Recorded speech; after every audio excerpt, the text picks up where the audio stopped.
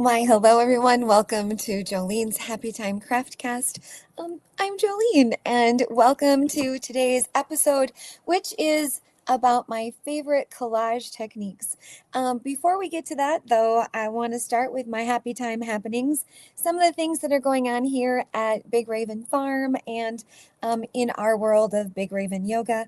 Um, I have a retreat in, is it in December of 2026, or maybe no, it's November, excuse me, it's November. But the focus of this retreat is going to be holiday and Christmas, and the idea is all of the projects at that retreat are going to be either gifts you can give, or holiday decor, or of course things you can keep for yourself. So even though the holidays are over, I've been busy working on the prototypes and the projects that will be available to folks who come to that retreat. So I thought I would show you some of my prototypes so that you can see the projects that I've got planned for that holiday Christmas retreat. So here is the first one. So I have a lot of leftover candlesticks, and I see these around like thrifting and yard sailing, and they just make the absolute perfect base for a tree. So I'm coming up with lots of ideas and patterns for how to use old buttons. So this one is all buttons, and then I went back and did some bedazzling with some AB crystals, which I thought was cool. So you could make a tree like this at the retreat. That's one. Another idea is I thought it would be fun to have like an entire, almost like a box of chocolates or a tray of cookies. But instead of it being that, it would be felt ornaments, which are so fun to make. And once you kind of get the hang of it, you can really go and have a lot of fun. So these are just a couple of my designs. I came up with 8. And I tell you what, once you cut felt on a laser, you don't want to cut it any other way. Here's another one of my prototypes. So these are also projects that are going to be at that one. And then I've got this really great Christmas ornament out of folded paper. So you can make this Christmas ornament and, a few, like maybe 4 of them. This Christmas ornament, which is salvage paper. Book strip ornaments with a little bit of a focal point in the middle. I used a crystal, but we could also use like a circle of a book or something fun. I also came up with these cute little fellas. So pom-poms on top of a styrofoam ball, and darn if that isn't the cutest thing.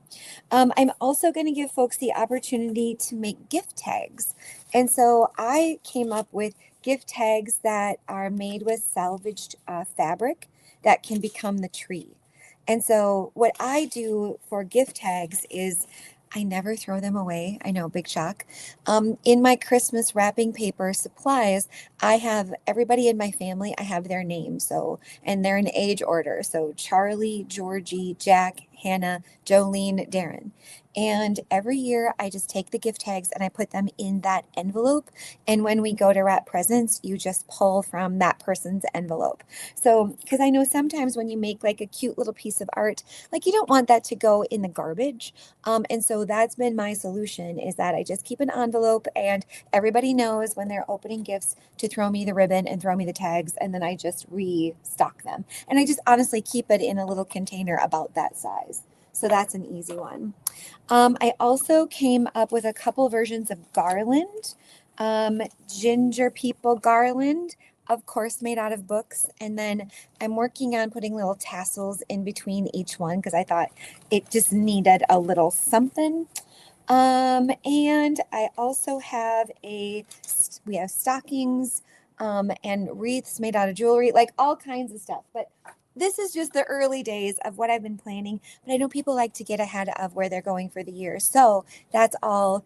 That's kind of what I've been focusing on in a crafty space, is getting those projects ready for that retreat. So, all right. Other than that, I already told you about my hello friends. Hi, Kathy. Hi, Deborah. Hi, Karen. Love that you are here live. Thank you for letting me know. Love it. Okay. So today's topic is a demonstration and a conversation about my favorite collage techniques. So I have over prepared. I have a million things here, and I really want to show you my hands. So I'm going to switch to the other camera and I'm going to see if maybe I can take my face away. So for those of you who are here live, could you please let me know?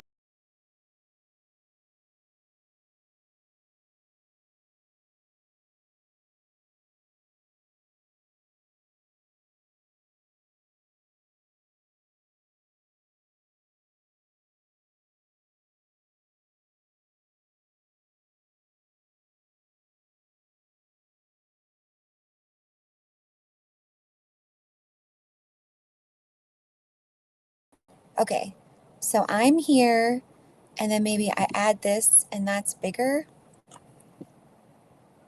Let's try, because I want to be small and I want my hands to be big. So let's try this.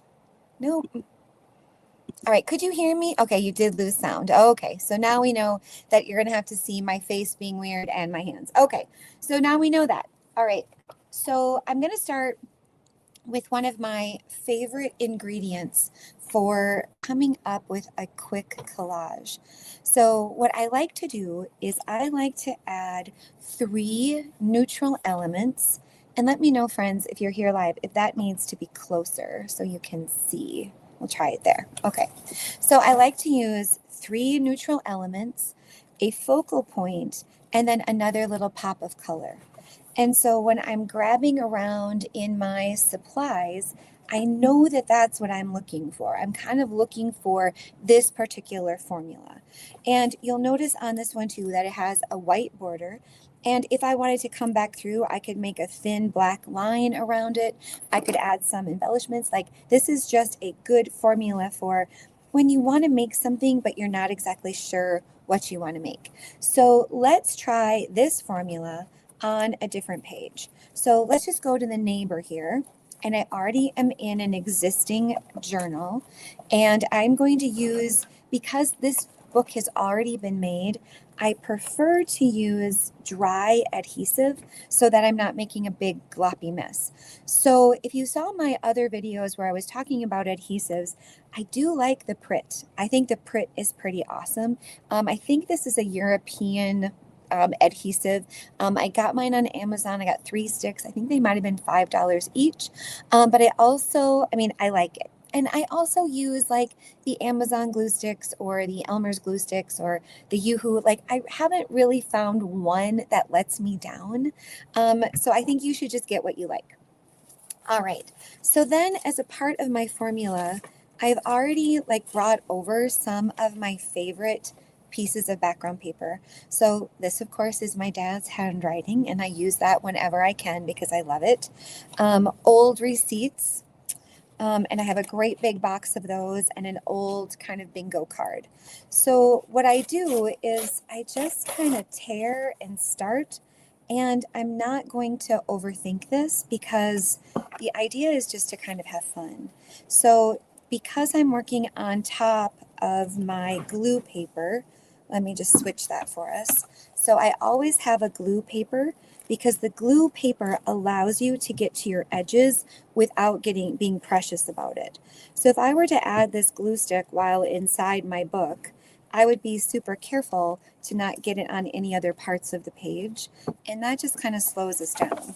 So we come back over to my background and I'm going to smush it in. You could also use your bone folder here or something else to like really burnish the edges if you wanted to. All right, and now we've got something that my dad was writing. I'm not sure what he's talking about here. I don't know if this might be a to-do list. I'm not sure. It's from 1990. So I don't know what Daddy was doing, but I love it. To me, that looks absolutely perfect there. And the other thing that I like to do is, okay, so if I didn't want to go back and forth between that glue sheet, when I was at the recycling center, I salvaged these, I guess they're like alphabet cards and they're laminated. And I like to keep that close as a portable gluey background. So again, I can get to corners and not be precious about it, right? Because being precious always, always slows me down. All right, so we got our glue stick on there, good on the corners, and just move my glue paper to the side. Let's add that there. I tend to also kind of do my compositions in triangles or in like rules of thirds. So then we've got some yellow here. Let's see, I like this bit here with the blue. I've already got, you know, my dad's handwriting, so I think I'm good there. But I also don't want it to be like too much, right? Like we don't want it to be, you know, so literal. It's just supposed to be kind of fun and a pop of color. So some folks cut. I like to rip, but I also cut sometimes. But again, in the background phase, and I'm just building up the background of my collage, my process is almost always the same. And I love to collage backgrounds. Let me know in the comments if you do. If you also love collaging backgrounds. I certainly do. Now you'll notice in my book here, if you can see it, I don't like lining things up exactly square, because if you do that, the next time you line something up and it isn't square, your eyeballs are going to tell you that it's wrong. And of course it's not wrong, but that's what it's going to feel like. So if you intentionally offset things, I think you're going to be a whole lot happier with your outcome. All right, here is another receipt. This one is from 1966, and this one is kind of on like a transparent paper, almost like an onion paper, or like a really thin receipt paper. It's really cool. I love it. All right, that guy is going to go there. And I see Lisa Lake in the comments saying that, you know, overthinking is like a part of, like, a lot of people do it, right? You are not alone. You know, I certainly do it too. But the idea is we're going to try not to do it, right? That used to like stop me up back in the scrapbooking days. Like, oh my gosh, I would think and think about backgrounds and layouts and just, ugh, I overthought it. Okay, so now that I've done this, my rules for this easy formula are, if my focal point is black and white, I need something for it to contrast behind. So that is my background. And I pulled out a couple of things. I have this black and white Schlitz malt liquor image from a vintage magazine. I picked this because, friends, I got a story about that. I won't bore you with it now, but oh my word. And then I also picked out this fella who's kind of jumping around, which I thought was pretty awesome. So in following my formula, if I use him, I feel like I need something for him to have a lot of contrast against. And so I found this heart, and I must have cut it out of a magazine. And friends, that works for me. Like, I really love that. So I'm going to put down the heart. I'm just over to the side on my glue paper. And I'm not going to overthink it. I think it was kind of about there. It's kind of about where he was. And then look at, he's going to come back here and he's jumping and he's so happy. Kind of like that. Love it. That makes me happy. We'll come back to our glue paper. And with these images that you cut out, you have to be so careful when you're doing like arms and legs and heads. Like, I like to hold on to it. Otherwise, when you are using your glue stick, they're gonna pop right off. And then you're gonna have to do like a little bit of surgery to get the heads and hands back on. Now, in the comments, someone has asked me, where do I get all of my images? Well, I sometimes when I don't know what to do, I actually like to cut things out. And some of us in the game, we call this image harvesting. I know that sounds kind of gross, but we call it image harvesting. And a part of image harvesting, I believe, is being really organized with what you are collecting and finding.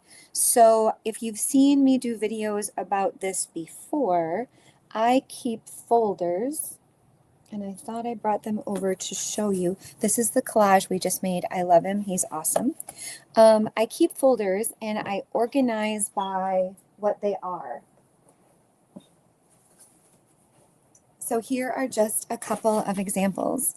I keep a file folder called Objects, and in here are objects that I have found.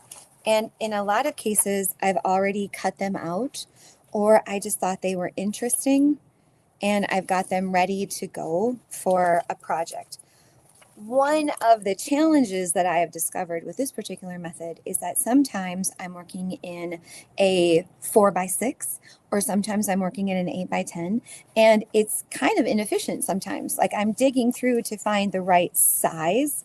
So in my own Joleen crazy, don't judge, I really have it, I might subdivide one more time so that I can find images that will fit in a particular size art journal that I'm working on.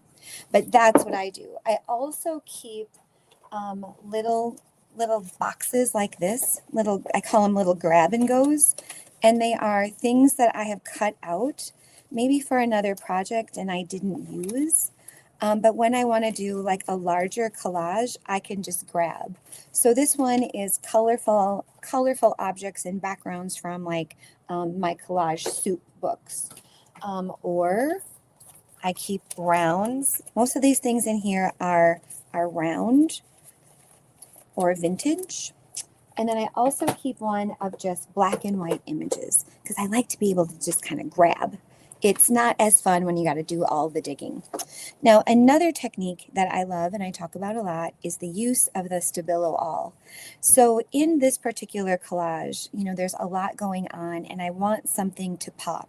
So for convenience for today, let's just say that what I want to pop is this heart. So I'm going to take my Stabilo awl, and it is a waxy pencil that is activated with water.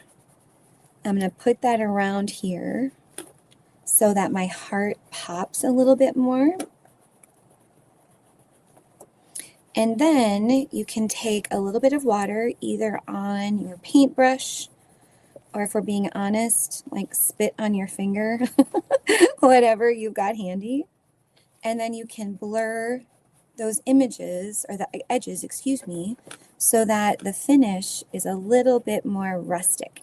When you do that, you can also kind of pull out that color and blend it into your background.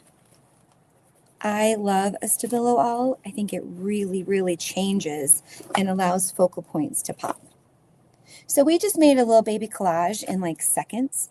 And if that still isn't pleasing to you, another one of my formulas would be then to go ahead and grab your container of sentiments. So background focal point sentiment is another one of my formulas. And this is, again, like when I want to make something, but I don't know what I want to make. And so I keep my sentiments in a little tin that is currently covered up by a lot of stuff here on my work table, but here it is. So when I'm going through books or folding books, I find all kinds of crazy stuff. And so again, if you keep it in one place, it's a whole lot easier to find it when you need it.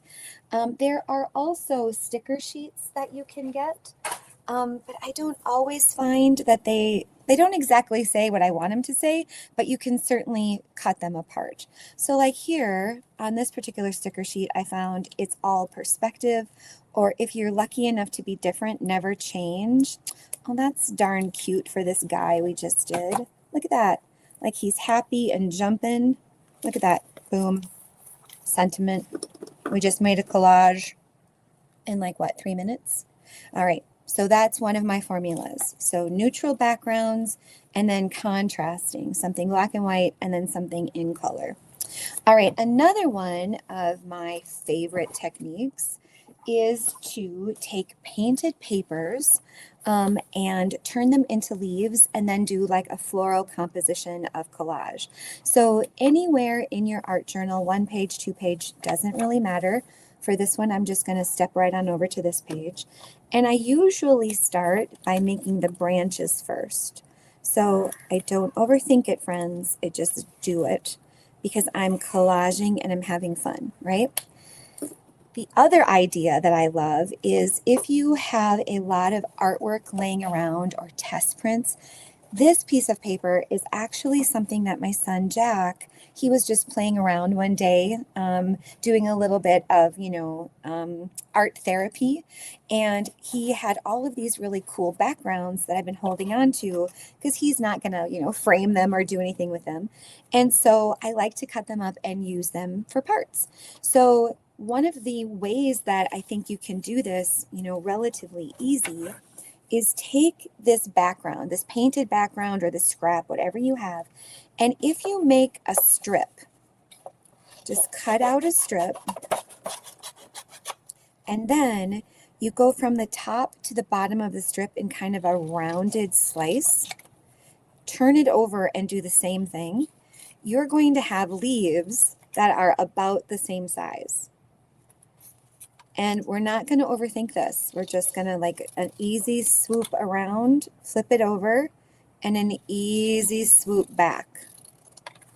And not every single leaf is exactly the same, and I think that's good. So that's my little trick for making a whole bunch of leaves quickly, and then also using up the things that you've been holding on to and you weren't exactly sure what you were going to use them for.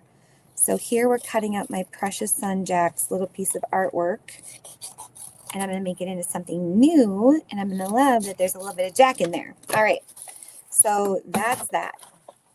Then let's come back to this blank page of my art journal. I've got my art journal. We'll hold that down with something heavy. I've got some glue paper. We'll keep that to the side, and I have all of these leaves that were cut out from Jack's artwork. So you could fuss around with it, right, and lay it out first, or you could just jump and the net will appear, right? Use your glue, attach them, maybe think about balance in your composition or not. Just have fun, maybe put some of the bigger ones up at the top. Oh my gosh, look at how cute that is. And I love that I used up Jack's stuff, right? So you get the idea. I won't take the time to glue this down now, but I think you're following. If you don't like your end, put one of your leaves over the very end of your line, just like that. All right, and like that. And then we're going to glue that all down, maybe add a sentiment. But you could do this on like a background, a busy background. You could do it on a white page. Anywhere. And you can see, if we take a little journey through my art journals, this is a collage technique that I do a lot, because it's just really fun and super easy. Okay, so we've got the 3 ingredient idea. We now have the leaf idea, so you've got those. Let me pause for a moment and see if we have any questions from folks. We did ask people to send in their questions for today. This one is a great one, and we'll send you some swag there, Sarah. Thank you for this. Do I plan my collages ahead of time, or do I always work intuitively? I do both of those things. It just really kind of depends upon what mood I'm in. I also like to draw inspiration from a lot of my resources that I have in my crafty library. And one of those, I don't think I've had a chance to talk about this one yet. This particular book, I just got it, and it is called Project Collage. I ordered it from Amazon, and I got a used one, which I love to do because I think it comes from, sometimes they come from donation centers. This one might have, I think it came from a library. But anyway, so in this particular book by Bev Speight, S-P-E-I-G-H-T, how would you pronounce that? Spet? Bev, I don't know what it is, but I love your work and thank you so much. So one of her ideas for collage is to color block. And in videos where I've, shown people how to do jelly plate printing, I think color blocking is an awesome technique. So let's take Bev's idea here. And Bev's idea here is that we are going to color block. She's got 3 colors, and then she's got a black and white image. So let's try that. Let's see what we get. So what I'm using for my backgrounds is I am using jelly plate prints that didn't really work out so well. And when I tell you I keep all of my jelly plate attempts, I do, because I can use them later on. Now, this print looks better to me on the camera than it does in real life. In real life, I can't really see her face. Like it's just kind of blobby, but I can see it pretty well on the screen. So that's an interesting test of like white balance, because I don't know that you would see this in an art journal. But here I must have been cleaning a brush, or maybe I didn't get a print. And here I did get the background of the women, but that wasn't exactly what I was going for. So these can be used for something else. So in this case, what I like to do is let's just find a page in my art journal that there's nothing really going on, and it's like, this will be perfect for this. How about, let's just go here. That's fine. All right. So after a quick study of Bev's suggestions, she has just got blocks of color. So I'm not going to be precious about it. I'm going to cut out a nice square of the yellow. And mine have a little bit of noise in the background. Hers don't, but that we're going to get the idea. So I'm going to go with the yellow. And then I'm going to go with a chunk of this blue. You could use your paper cutter. You could make it absolutely perfect, or just wing it the way your friend Joleen is. So we have yellow. We have blue. Oh, and of course I cut it too short. Story of my life. We got the yellow, the blue, and now we need a chunk of the pink. So let me hold this down. And, you know, with color blocking techniques, in my experience, you don't want to use too many. You know, you just want to keep it subtle so that your background isn't fighting. You know, like it's not in competition with itself. All right, so we got that. Love that. That works for me. Color blocking with some noise. Love it. I still have a little chunk of this yellow, so maybe I'll use the yellow. We'll add that here so it looks just a little bit different. And if I come down here with the blue, it's going to work, and I've hit the whole page. Okay, so let's pretend that I glued that down. I've got my color blocking glued down. And then the next thing that she does is she just adds black and white. So I've got this lady, which I think might just be a little bit too big. Now pretend you can't see all of this noise here, like that's distracting. Let's just focus on this side. She also had a person, like a cut out black and white image of a person. And so let's see what I have laying here. I have this lady. She's not quite black and white. That's actually kind of cool. Kind of matches her outfit a little bit. Right? Love that. Do you love that? Let's see. Can I get it closer so you can see? Love that. I still have the Schlitz malt liquor black and white. I don't really love that. So far, I'm loving her, even though she is, she's in color. She's kind of like a muted color. Let me go to my black and white collection of things and just see if there's anything that I like better. Of course, if it's something that's already cut out, even better. Let's see. I have I have a little Mary Todd Lincoln here. No, I like her. I think she's awesome. So look at that. In another 4-ish, 5-ish minutes, we have collage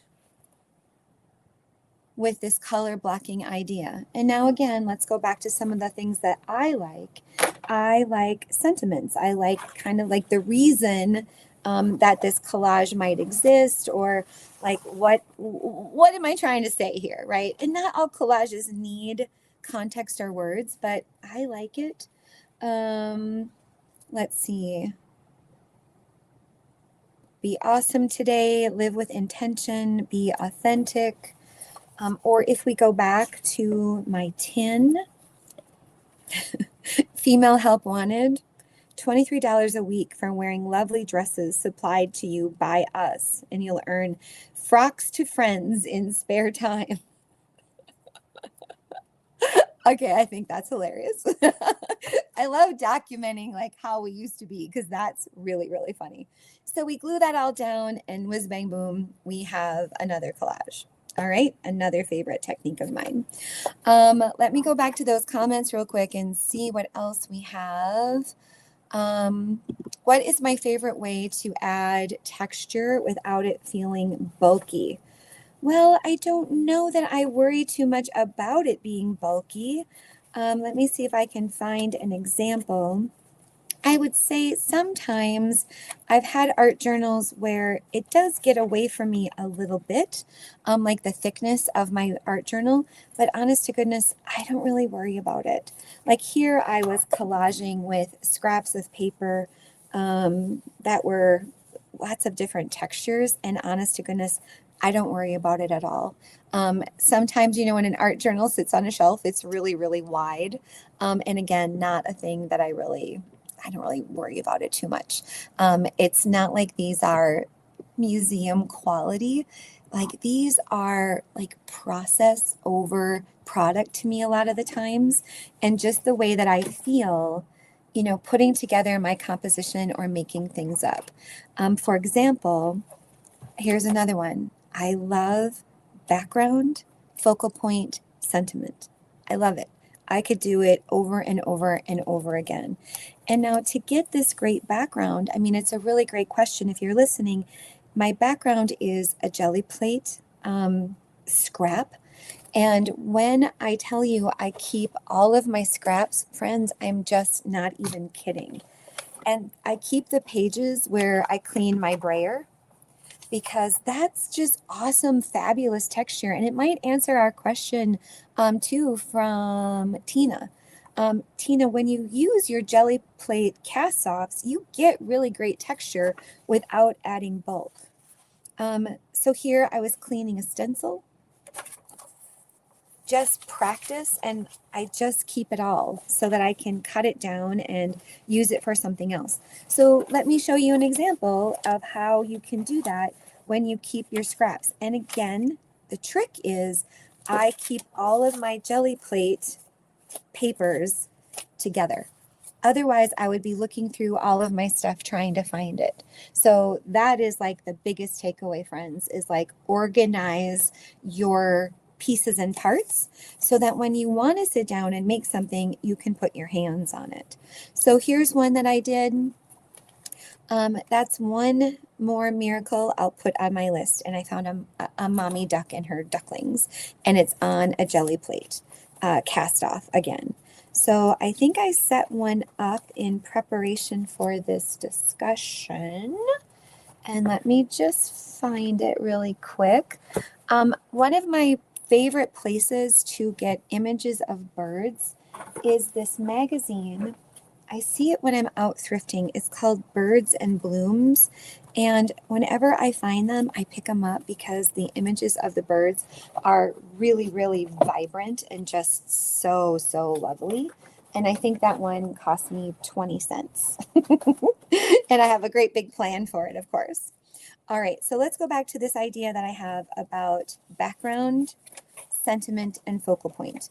So here is a jelly plate cast off. I think I was probably cleaning my brayer, and it's not very scientific the way that I do this. It's an artsy mess, which is totally me. So this is, just fragments of paper from the composition on the other side, and I folded them over instead of like cutting them off. I'm using my glue stick, and then as best as I can, I'm going to get this cast off shoved into the corner and up at the top. Do a little burnishing.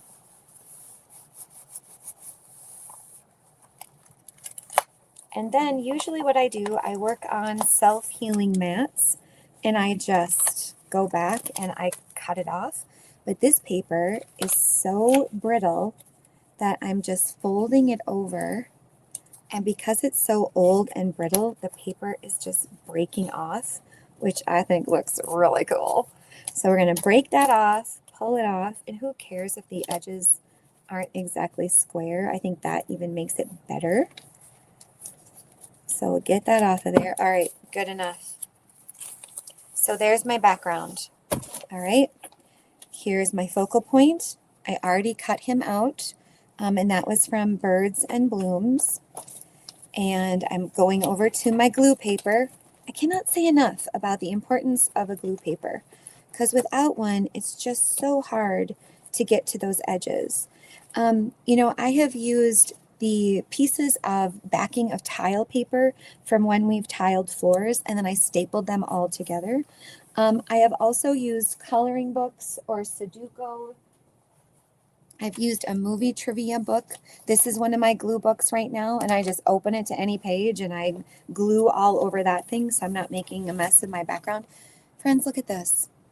Doesn't that look like it was super intentional, but it was just like the stuff I had laying around?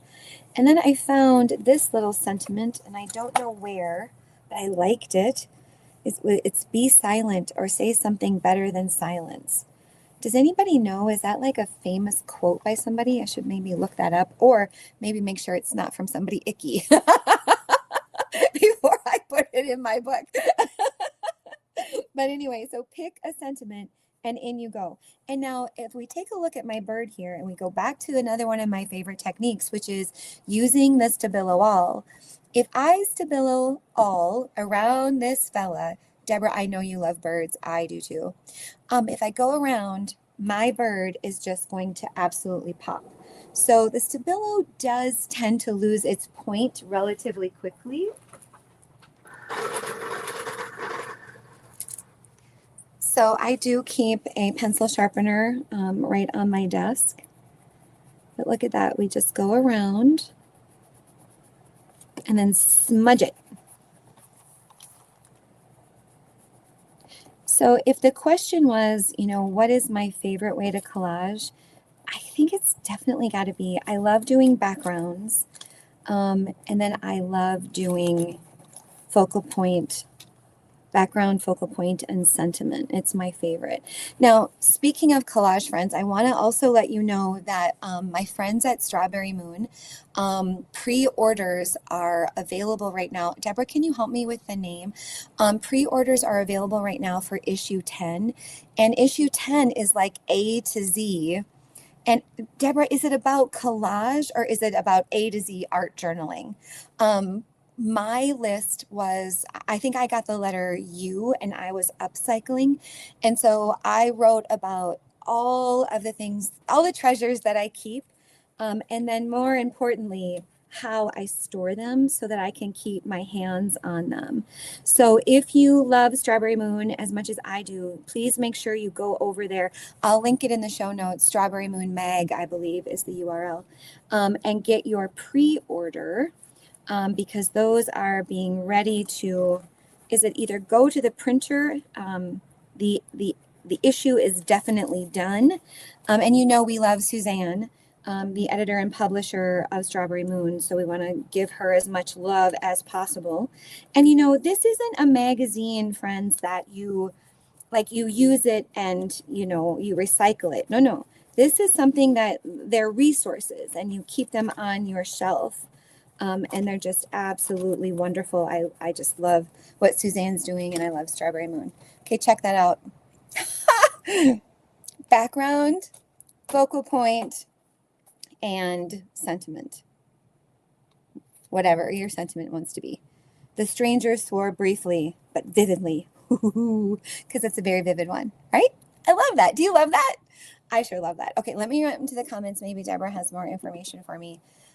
Yep, Suzanne is very, okay, yep, it's on collage. So this new issue of Strawberry Moon magazine is about collage.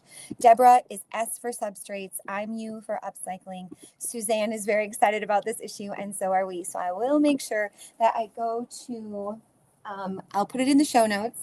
And just in case you are not familiar,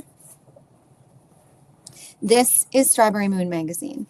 So it's beautiful paper, beautiful ideas.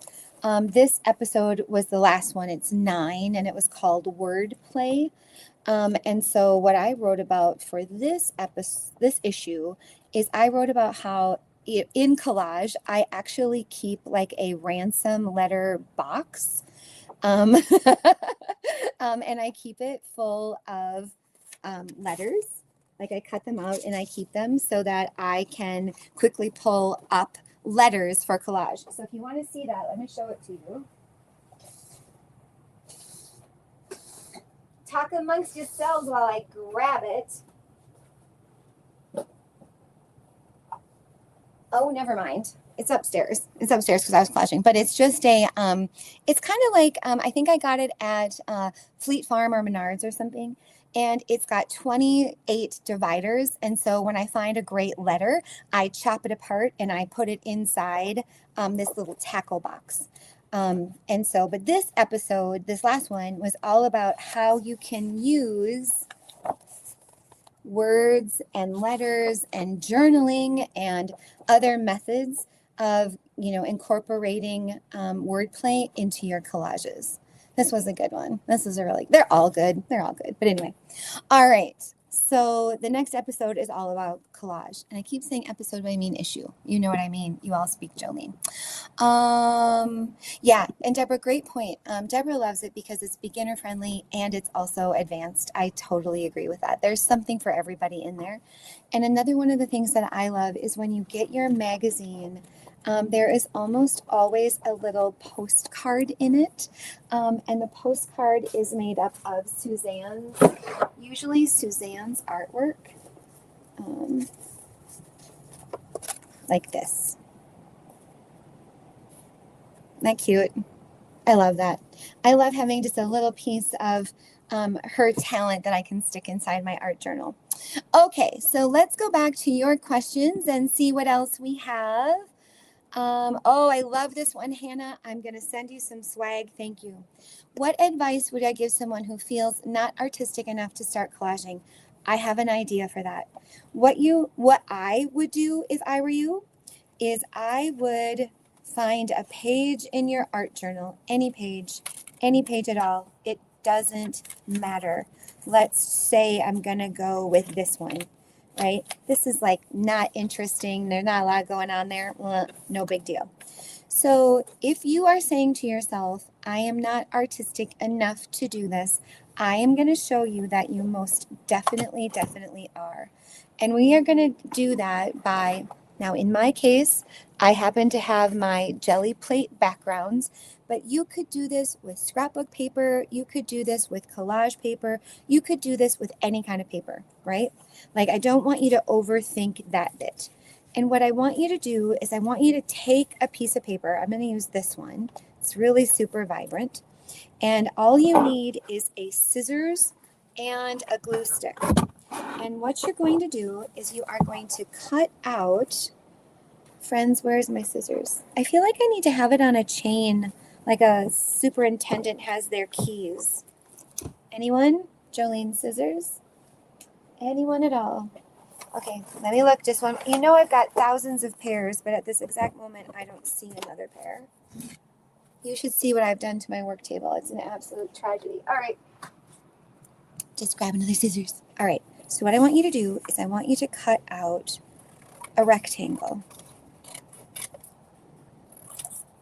Okay, I'm lucky. I have 2 rectangles. And then I want you to take that rectangle and I want you to cut out an arch.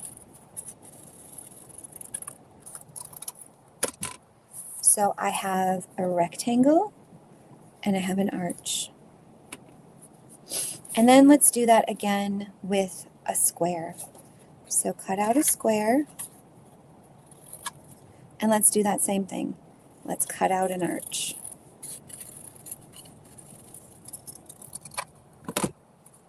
And then I'm going to go back to my background and I'm just going to make a composition with these pieces.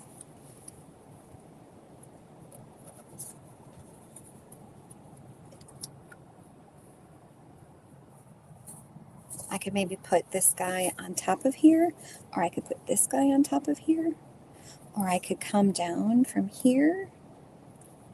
Maybe I think this guy is too tall and I don't really like the white, So I'm going to cut that off. Maybe make them a little shorter. The idea is that you are going to use the positive space and the negative space. And let's say we have just a little bit more room. I'm going to make another small rectangle, and then I'm going to cut it at an angle. So it's kind of like the top of a building. I'm going to go like that. So I would say that this approach, a person doesn't need to have quote unquote artistic talent, right? We're just playing around with shapes. And there's a really great book called Collage, and I'll link it in the show notes, that I love to use to help illustrate this point. And let's say that you didn't like one of these pieces. Well, just take it away and keep playing around with the pieces that you do like.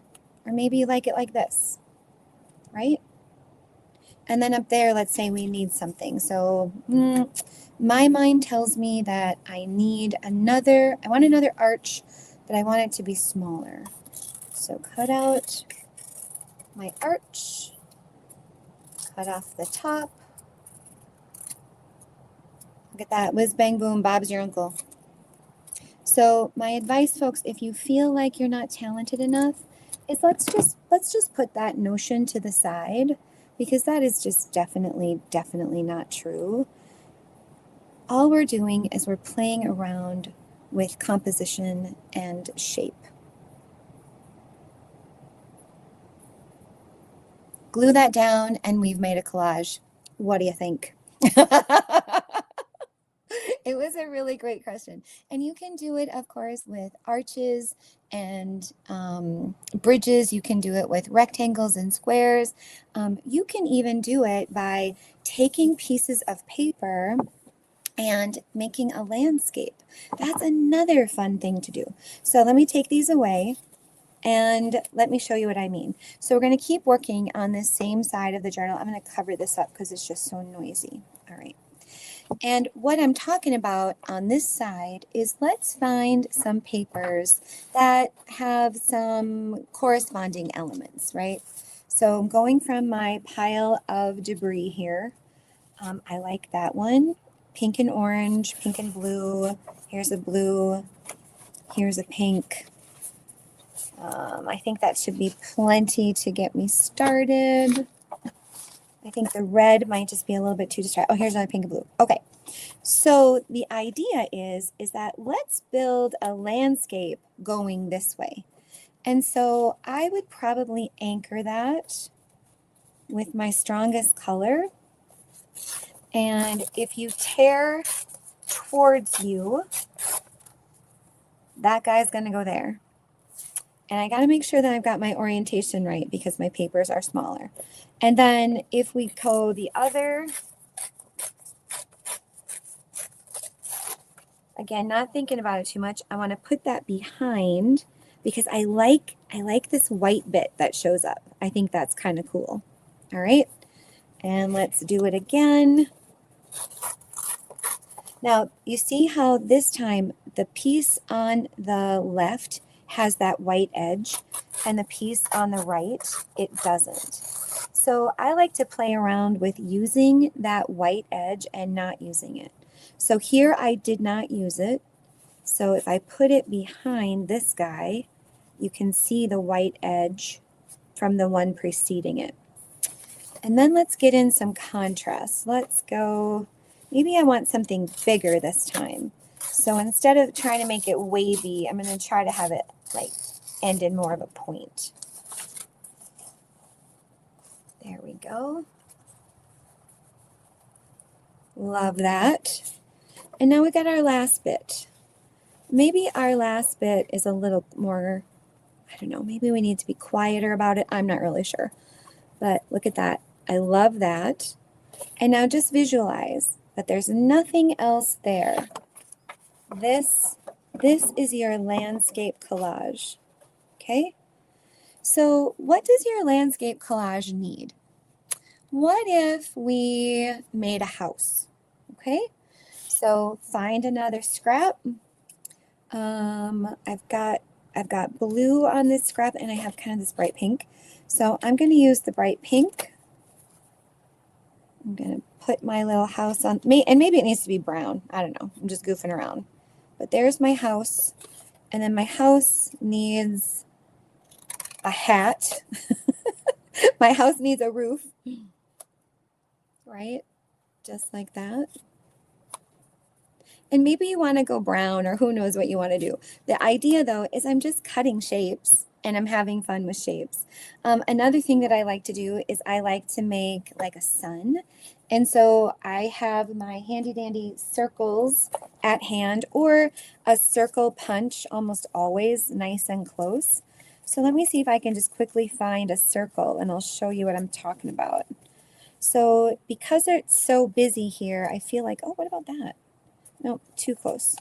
Something that gives me like a little bit of a pop is what I'm really looking for. All right. I have this guy too. That could be fun. Look at that thing. So let's say we took the house away, and then over here we just gave it half, right? I'm going to chop that off. It's only going to get half. And then let's make rays of the sun. So high contrast. I'm just cutting out whatever this was. Again, I keep all of my scraps for this stuff. And to the person who asked me earlier, do I plan or is it intuitive? You can probably tell that it's like both of those things. Like sometimes I plan, and then sometimes I'm just like, oh, you know, it would be fun. All right, so those are my rays.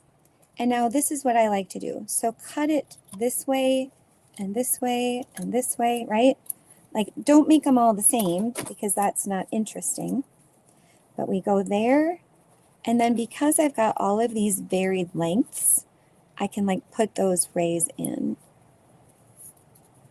And then I've got that cute little triangle bit at the end. And what I love about this process is I just made all of this like from the garbage laying around on my table. Isn't that fun? I love that part the most. And of course, when I turn off the camera, I will come back and I will stick this all down using, again, probably a glue stick. I don't really like to use wet adhesive inside of my art journals because it just makes such a warpy mess. But there we go. There's my collage, and I'm going to chop that off on the side. Wasn't that fun? Oh, so fun. And if you feel like that's too thick. So again, we are just building things with shapes. So fun, right? I'm so excited. I love that, and I absolutely love this. I love this conversation. Deborah does it on paper. I don't, yeah, paper you don't like, yeah, or that you want to cover. Totally agree. Sometimes I have collages that are, if you really looked, they'd probably be 3 or 4 layers deep. I do like the idea of creating something and then moving on, but sometimes I'm sure you've been there. There might just be something in your art journal or every time you see it, it's just upsetting. So my advice, cover that up. Just start over, have fun. Or if you're able, you know, turn the page, right? But if you're not able, then just do it again, which is really exciting. All right, let me go back to our questions and see if there's anything that I missed. We got the advice. Do I have a favorite tool that I cannot live without when collaging? Honest to goodness, it's going to be my glue books. I really do not like to collage without a surface below that I can get all gluey and icky. I tend to like be more precious with my adhesives. So definitely a glue book for sure. Love it. And then after that, I would say a Stabilo all, because I think that really makes my collages pop for sure. Great question. Thank you so much. Megan, do I ever use scraps from old collages, and how do I store them? I keep everything. I do, but I have to say I'm very organized. So when I have something that doesn't just work the way that I want it to, I have a bin of old papers, and I definitely go back and I pull from there. I think my jelly plate cast-offs are probably my most favorite pieces to work with. In fact, is that book Is my jelly plate book close? I don't know. Well, let me show you. So as I'm answering that question, let me show you a few of the other things that I just really like to do. So I like to also take wallpaper, and I have like a wallpaper sample book, and I have like these, I build my backgrounds, I build my substrates and books, and then I worry about what I'm going to do with them later. But this jaunty fella was just calling to be cut out. Like, he's got such great contrast from the wallpaper that I really didn't feel like this needed much. He even had a little worry frown between his eyes, right? So again, back to my sentiments. So here, this is just a collage paper that it didn't go right, right? Like, it didn't do what I wanted it to do. Here's another one. So to answer your question, do I keep them and use them again? Oh gosh, most definitely. They become a background layer. They become just another piece or part of the thing that I'm working on. I've got lots and lots of examples. I think another thing that's kind of fun to do is if you collage a background and then cover it with some gesso, you still have those layers and the texture below. And then when you build on top, you're just building up your layers. So I think that, you know, keeping and reusing, but I like to build it into something relatively quickly so that I don't lose it. And I like to build books out of my leftover jelly plate papers. I do that all the time.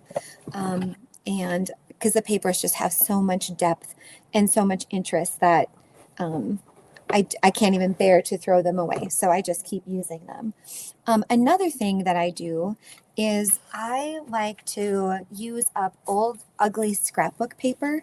This isn't, but this is just one of my books that I'm working on. When I find an image that I absolutely love, if you put this, you know, the high contrast image on top of an ugly piece of paper, you can kind of end up salvaging the paper. Again, lots of things with birds, but like these are scrapbook papers that I would probably never use, like this one, for example. So this would be a fun challenge, right? This is paper that I don't really like. I can't see myself ever using it. So how could I make something that I like by following one of my formulas on top of it?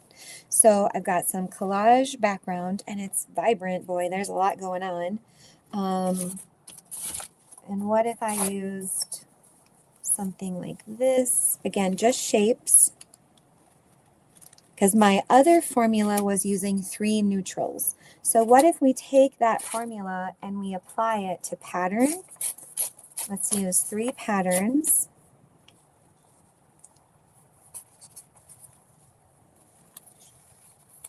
And just see what we get. I actually kind of dig that. That's kind of cool. Right? Maybe we get rid of the white. Something like that. I don't know. And then now I think for our focal point, I think if we did color, I don't know that we would like it. There's a lot going on. I think that we need high contrast. And so I would go to my collection of black and white images that I've already cut out and just kind of play around with placement and see. I actually even like that. Sometimes I find these pictures in old magazines and I don't really know what to do with them, but I like them. It's like I don't really want to cut the people out. That's not quite the answer, but I love the whole like image. And so I sometimes just take a piece of washi tape and I put it right on there. Let me see what happens if I use a bigger one. And then I call it good. Maybe something like that. 3 pieces, high contrast, right? Piece of washi tape and call it a day. Like, I would be pretty happy with that composition. Sometimes too, another thing I like to do is I just like to play around with the scraps that I've got in these little buckets and just see what I'm able to come up with. So that's a black and white image and there's a color image. That doesn't really bother me so much, but I do prefer the black and white.